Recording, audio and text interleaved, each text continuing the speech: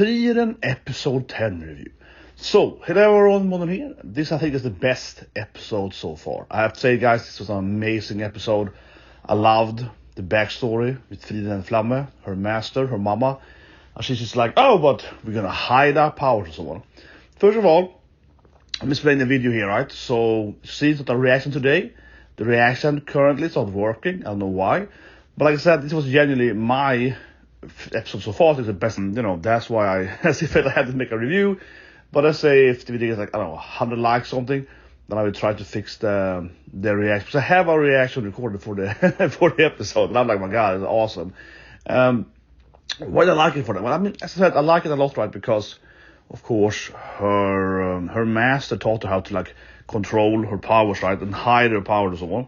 I mean, it's kind of similar to Dragon Ball. A lot, actually. Classic key control with Goku and so on. It's over 9,000! That's why I feel a lot of this episode is. But I really like the concept, right? That Frieren has been hiding her powers, basically for thousands of years. It's not exactly sure how old she is, right? But, certainly her master taught that and how to be like a coward and trickery. And it's really interesting that basically her master set her up, right, to destroy the Demon Lord. So the concept that her master has been preparing her for this in the beginning, I think is really interesting, right? So Flamme basically told Frieren that you have to defeat the Demon Lord. It's like the Demon King or whatever, yeah. You will have to defeat the Demon King one day. It's like, you have to hide in the forest and be a weirdo. Now I'm laughing, yeah, I'm always in the reaction. The reaction is a good reaction. This is my favorite episode so far, and it is annoying that I can't get it to work currently, but whatever. But yeah, I mean, I love the thing that, it felt like half of Frieren's behavior, like she's hiding out in the forest, some kind of hermit style, having no friends, just living in living in the rivers, drinking water or whatever, just catching fish with your hands, all this weird stuff she does, right? Typical, I'm just a lone little elf girl out here. It does feel like it does feel like Frieren took it too far though. Her master is like, yeah, you gotta live outside in the trees or whatever. He's like, okay, I will never leave the trees. Something like that. But the whole backstory, I think is great, right? Because it does explain most of her personality. It definitely gives you most, look at it, okay, yeah, she's been, being a hermit on purpose, hiding her powers, trying to live alone, is preparing to one day defeat the Demon King. I would say one thing though, there's a business anime, and that is the effect of the Demon King. I mean, obviously we see people are happy, people are celebrating, Frieren and so on, in episode 1, and then we see later on that people respect her and him, and etc., right? Obviously for saving, everyone from the demons, right? But as we also see in this episode, and obviously this arc, Aura is still there and so on. So one thing I do have to say is I do wish the anime, maybe next episode, but I wish they explained a little bit more of what actually happened though, defeating the Demon King, right? Because for example then, in this episode of course, she has to fight Aura still, right? Which means that demons are still out there. Defeating the Demon King didn't stop demons to exist, right? The Demon King was perhaps the strongest demon, I suppose. So it's a little bit, I do wish the anime would have explained a little more why was her master you have to defeat the Demon King, and also it's is the Demon King the strongest thing ever on the planet? Now as an anime only, I'm assuming, right, that the Demon King was the strongest thing that existed, and also I'm guessing, right, that it's the same Demon King that she had back when Flamme was alive, and that the one that defeated was the same person. I mean, it could have been a new Demon King and whatnot, right? But I suppose that they are actually the same person, the same demon. It's been alive for 10 years or so, and maybe Flamme tried before or something. Well, one thing they didn't explain though is that Flamme is a super knowledgeable master about demons, right? So could be some more backstory going in there, how does she know so much about demons, happens so on, right?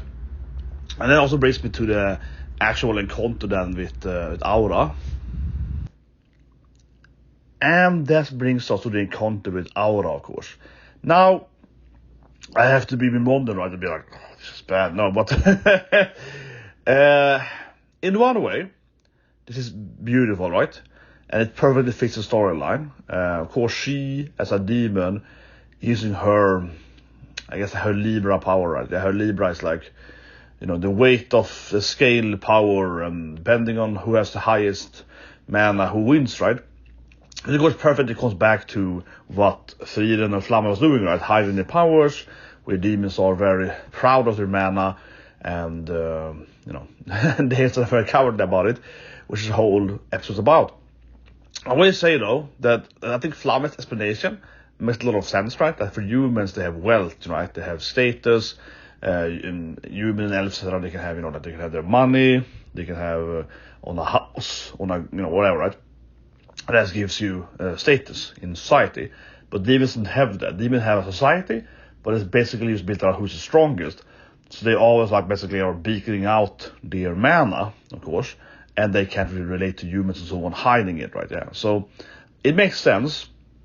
There are concept demons like Aura are obsessed with that, but I still think it's a little bit weird writing, honestly. I'm sorry, guys.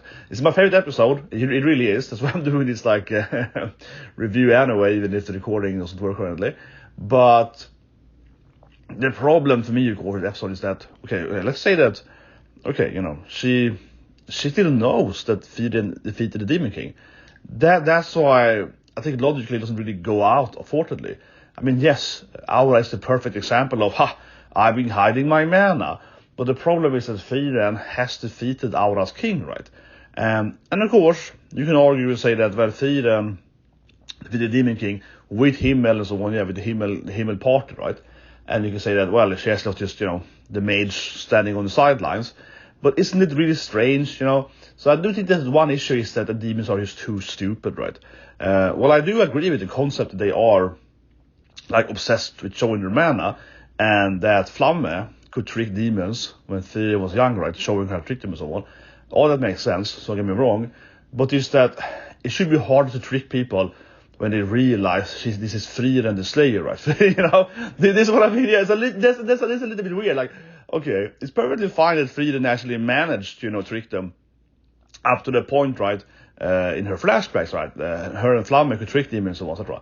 But now, when Frieren is famous, right?